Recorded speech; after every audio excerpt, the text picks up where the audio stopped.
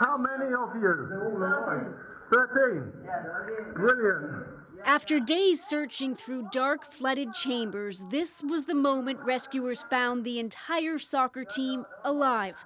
One of their first questions, just what day is it? Monday. You are very strong. The boys and their coach went into the cave as part of a team outing, but heavy rain flooded the way out, trapping them deep inside. Rescue crews, including those from the UK, China, and the US, had been painstakingly searching in the treacherous conditions, while above ground, residents and relatives held vigils. But today, that silence was broken by the sound of cheers. We found that our younger brothers are safe, said the governor of Thailand's Chiang Rai province. For family members, it was the kind of news they had been desperately waiting for. As further proof, they were sent pictures that the rescuers had taken of their sons in the cave.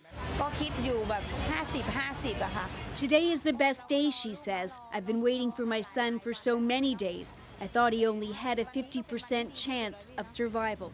But the rescue effort is far from complete. Crews have found the boys, but the challenge now shifts to trying to get them out of the flooded, intricate cave system. So in Thailand, of course, if you've been using scuba gear to get to them, you have to use scuba gear to get them out. Doug Monroe is an experienced cave rescuer and says there are serious risks when there's still so much water in the cave. The environment that they're in will have next to no visibility, fairly strong currents, very serious navigation hazards. Certainly that's the riskiest way to extract somebody, even once you found them, is through a dive. Crews are working to drain out some of the water, and a medical team has been sent in to assess their health. Many people are coming. The boys and their coach have also been given energy gel to eat, because even though they've been trapped for days and have finally been found, I am really happy. We are happy too. It's going to take more time to try and safely get them out. Briar, Stewart, CBC News, Vancouver. The massive marathon search is the largest ever conducted in Thailand, involving more than 1,000 people from half a dozen countries. And as you've heard, there is a lot complicating the rescue efforts. The boys and their coach ventured into the cave despite the signs warning people to stay away during the rainy season. That runs from June to November. So when monsoon rains fell 2 Saturdays ago, it swamped the tunnels and trapped them inside. The sprawling cave complex made it tough for rescuers to find them. A complicated network of snaking pathways stretching 10 kilometers beneath the mountains of northern Thailand, the 4th longest in the country.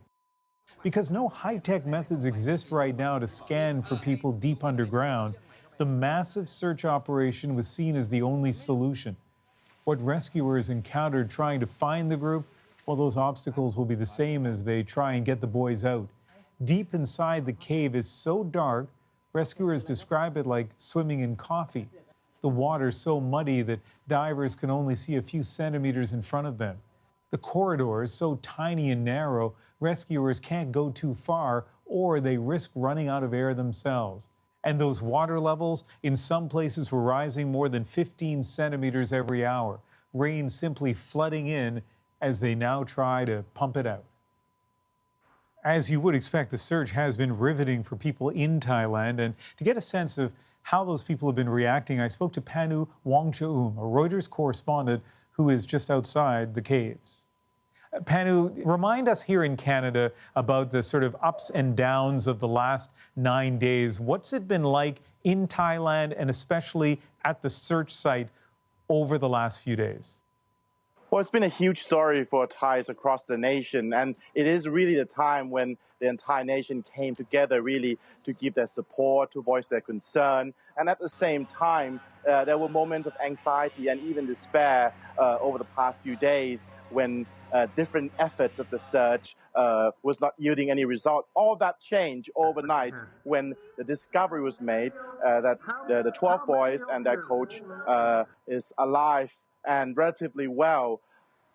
And you had the privilege of seeing firsthand the family members getting the news. I want to play that video that you put on Twitter. Let's take a look. What an extraordinary moment. And as we look at your pictures, describe for us what it was like to be right there as this was happening.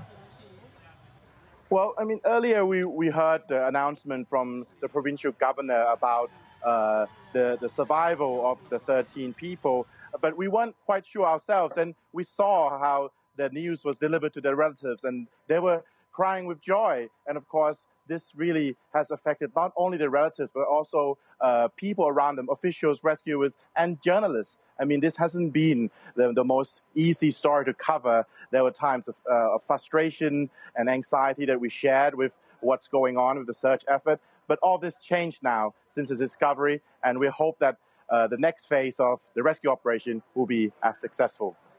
Okay, Panu, thank you very much for speaking with us. Thank you.